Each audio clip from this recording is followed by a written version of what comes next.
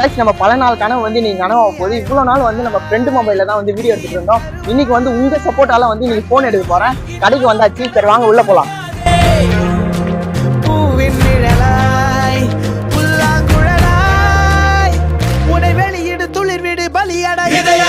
பல நாள் கனவே ஒரு நாள் நனவே ஏக்கங்கள் தீர்த்தாயே என்னையே பிழிந்து உன்னை நான் எடுத்தேன். நான் தான் நீ வேறில்லை. முகம் வெள்ளைத்தா அதில் முத்தத்தா ஒரு வெண்பாவை நான் செய்தேன் கண்ணே.